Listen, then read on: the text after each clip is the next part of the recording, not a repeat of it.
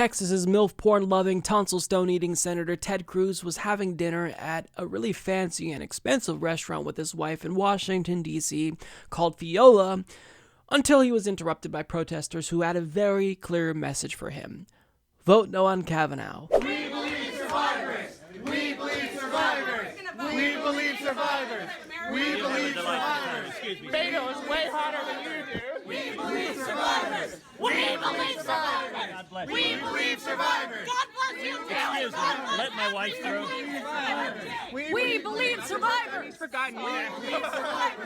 We believe survivors! We believe survivors! We believe survivors! We believe survivors! We believe survivors! Sexist, racist, anti-gay! We believe survivors! We believe survivors! We believe survivors! Leave the premises. It's a private space. How many of you support Kavanaugh? Ted Cruz and Brett Kavanaugh are best friends! Vote no on Kavanaugh! Vote no on Kavanaugh! Cancel Kavanaugh for women's rights, for rights of every marginalized community! You mean Kaka? I am someone who loves these types of incidents. And, if this were a normal Trump supporter, an ordinary citizen, I would be against it. But since this is a public official who has an incredible amount of influence over policy that affects all of our lives, I'm all for it. This falls under the category of protest. And I always have to specify that because whenever I talk about these types of disruptions, be it with, Sarah Huckabee Sanders at the Red Hen, or Stephen Miller, or Kirsten Nielsen, people always get angry with me and say that I am greenlighting this type of harassment against ordinary Trump supporters, but I've never made that assertion at all. This is a protest. These are politicians, Ted Cruz in particular, that won't pick up his phones. He doesn't return calls of his constituents. He won't return emails. So voters have no choice but to disrupt these types of individuals in their private lives. And if you're going to shed a tear for someone like Ted Cruz as he fights to strip away healthcare and advocates for war and aims to marginalize already vulnerable communities, then I think you're being duped. I don't feel bad for this prick. This is a protest that isn't just legitimate, but it's necessary at a time when this party is in control of all three branches of government and they are destroying this country.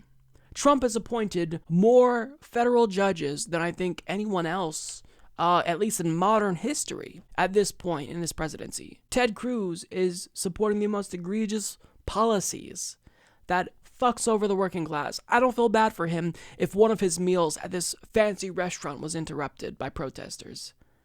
He wouldn't listen to them, under normal circumstances when they call his office or protest, so they've got to hit him in his private life.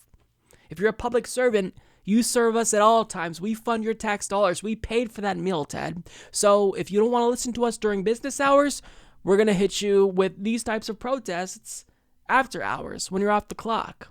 Because when you're a public servant, you're never really off the clock. And I don't feel bad for Ted, but I do feel bad for his wife, kind of, not only because she's married to Ted Cruz, but also because she probably, being married to Ted Cruz doesn't have many perks, but one of them is maybe just going out to dinner.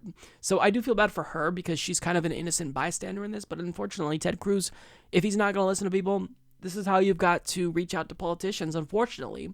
I'd love for them to be responsive to constituents, but right now, this is a fight for our lives. If Kavanaugh was confirmed, that would be an absolute disaster. So we need to let every single politician know voting for Kavanaugh is completely unacceptable. And if we have to do that while they're having dinner at a fancy, expensive restaurant, then so be it. So I thought this was great. And to the individual who made the comment about Beto O'Rourke being hotter than Ted Cruz, and to the woman flipping him off, I tip my hat to you guys.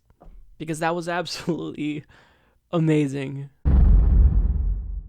Support this podcast by becoming a patron at patreon.com/Humanist Report.